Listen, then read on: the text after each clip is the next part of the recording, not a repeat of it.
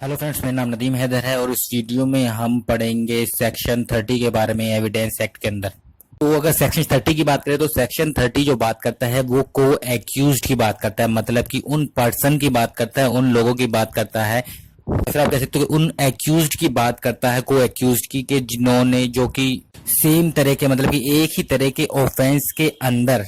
एक ही ऑफेंस के अंदर दोनों जो हैं मतलब कि आपका एक्यूज्ड हो और दोनों के ऊपर एक तरह से ट्रायल चल रहा हो। अगर उनमें से कोई भी एक पर्सन जो कन्फेशन करता है कि मैंने और जो दूसरे पर्सन है जो को एक्यूज्ड हैं उन्होंने मिलकर ये ऑफेंस किया है, अगर ये चीज प्रूव हो जाए तो कोर्ट जो है, मतलब कि ऐसी कोई भी कन्फेशन किया जा रहा है तो कोर्ट उस पर्सन के द्वारा, उस एक्यूज के द्वारा जो कन्फेशन किया जा रहा है उस कन्फेशन को रिलीवेंट मानेगी उसके अगेंस्ट भी, और जो दूसरे को एक्यूज है उसके साथ में जो दूसरे पर्सन है, अदर पर्सन है, उनके अगेंस्ट भी उस कन्फेशन को जो है रिलीवेंट माना जाएगा। एग्जाम्पल के तौर पे हम बात करते हैं, जैसे कि अगर सपोज करिए कि राम और श्याम दो पर्सन हैं, उन्होंने किसी थर्ड पर्सन का जो है सी का मर्डर कर दिया है। ठीक है, अब मर्डर कर दिया, अब राम क्या है, दोनों के ऊपर ट्रायल चल रहा है, राम के ऊपर भी और श्याम के ऊपर भी। ठीक है, अब राम क्या करता है कि वो कन्फेशन कर लेता है कि मैंने और श्याम ने दोनों ने मिलकर हमने जो सी पर्सन है उसका मर्डर किया है। इस तरह का जो आपका कन्फेशन होगा उसको एविडेंस के तौर पे जो है पेश किया जा सकता है, उसको रिलीवेंट माना जाएगा, कंसिडर किया जाएगा। दो इलिस्ट्रेशन की आपकी दे रखे हैं, तो उसमें पहला तो ए इलिस्ट्रेशन है, उसमें जैसे कि एग्जांपल मैंने आपको बताया पहले ऑलरेडी, तो सेम आपका वही है कि ए और बी दो पर्सन है और उन दोनों के ऊपर सी के मर्डर के जो आपका केस चल रहा है, ट्रायल चल रहा है, दोनों ट्राइड हैं, और ए ये कन्फेशन करता है कि बी ने और मैंने, हम दोनों ने मिलकर जो है जो सी है उसका मर्डर किया है। तो जो कोर्ट है उसको उसके जो ए के द्वारा जो कन्फेशन किया गया है तो उसके अगेंस्ट भी, और जो बी है मतलब ए के अगेंस्ट भी और बी के अगेंस्ट भी, दोनों के अगेंस्ट उस कन्फेशन को जो है रिलीवेंट मानेगी। और अगर इसके हम एग्जाम्पल 2 की बात करें, जो एग्जाम्पल बी है इलिस्ट्रेशन बी 30 के, तो उस वो थोड़ा सा आपका डिफरेंट आपका बताता है। उसमें कह रहा है कि ए के ऊपर जो है ट्रायल चल रहा है किसका, मर्डर का, सी के मर्डर का। ठीक है, और जो बी है मतलब ए है वो ये कन्फेशन करता है कि मैंने और बी ने मिलकर जो सी का जो है क्या मर्डर किया है, तो ये कन्फेशन वो करता है। तो जो बी इलिस्ट्रेशन है उसमें सिर्फ ए के ऊपर ट्रायल चल रहा है सी के मर्डर का। ठीक है, बी के ऊपर कोई ट्रायल नहीं चल रहा है, पर बी ये कहता है कोर्ट में आके कि ए और मैंने, ठीक है, मतलब कि बी ने, ए और मैंने मर्डर किया है सी का, दोनों मिलकर। तो बी ये कन्फेशन कर रहा है, ए कन्फेशन नहीं कर रहा है, बी कन्फेशन कर रहा है कि ए और मैं, मतलब कि ए ने और मैंने मिलकर जो है सी का मर्डर किया है। तो कोर्ट के द्वारा ये इस तरह का जो एविडेंस होगा, इस तरह का जो कन्फेशन होगा वो रिलीवेंट नहीं माना जाएगा, क्योंकि यहाँ पर ए और बी दोनों के ऊपर जॉइंटली ट्रायल नहीं चल रहा है। ठीक है,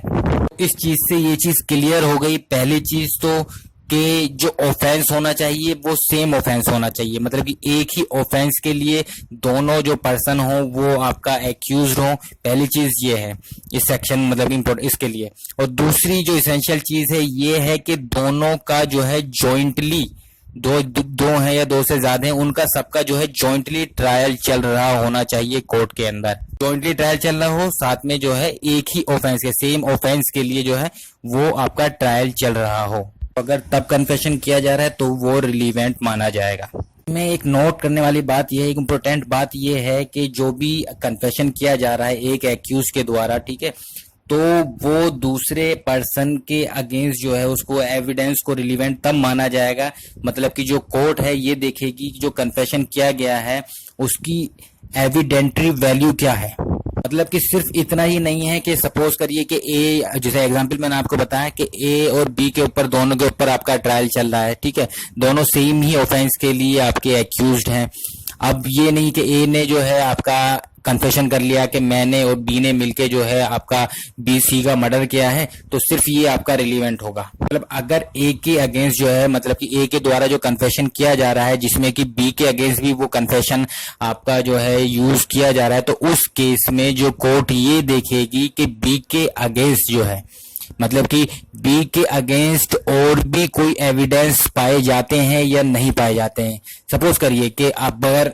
ए ने तो ये कन्फेशन कर लिया कि ए मैंने और बी ने मिलकर जो है सी का मर्डर किया है, पर बी के अगेंस्ट उस कन्फेशन के अलावा, ए के द्वारा जो कन्फेशन किया गया है उसके अलावा कोई भी एविडेंस नहीं मिलता है बी के अगेंस्ट कि बी ने जो है मर्डर किया है सी का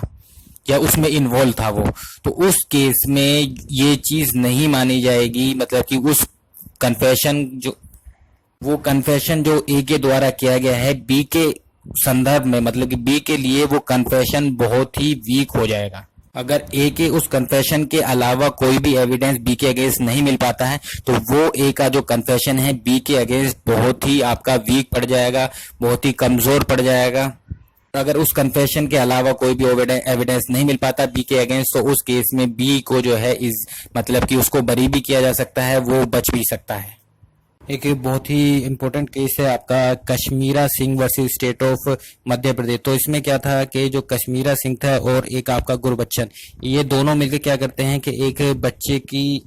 मार देते हैं। ठीक है, तो उस केस में ये होता है कि आपका जब कोर्ट में ये केस आता है कि दोनों के ऊपर आपका क्या चलता है, दोनों के ऊपर आपका ट्रायल चलता है, कश्मीरा सिंह के ऊपर भी और गुरबच्चन के ऊपर भी। तो गुरबच्चन क्या होता है, एक तरह से कन्फेशन कर लेता है, वो बताता है कि उसने और कश्मीरा ने दोनों ने मिलकर जो है उस बच्चे को ऐसे किडनैप किया, फिर वहां पर ले गए, फिर उसको मारा उस बाजार में, फिर वहां पर जाके उसको डेड बॉडी को जो है बैग में ले गए और फिर एक कुएं में उसको बॉडी को फेंक दिया बच्चे की। एक गुरबच्चन के द्वारा जो है कन्फेशन किया जाता है जिसके अंदर जो है वो उसके अगेंस्ट भी होता है और साथ में जो है कश्मीरा, तो कि कश्मीरा भी दोनों ने मिलकर आपका ये क्राइम किया होता है, तो वो दोनों के अगेंस्ट जो है उस एविडेंस को यूज किया जाता है, जिसमें कि दोनों को जो है एक तरह से आपकी जो डेथ की जो है मतलब कि मौत की सजा सुनाई जाती है। पर जो आपका कश्मीरा होता है वो उस चीज के लिए अपील में जाता है, कोर्ट की अपील में जाता है, सुप्रीम कोर्ट के।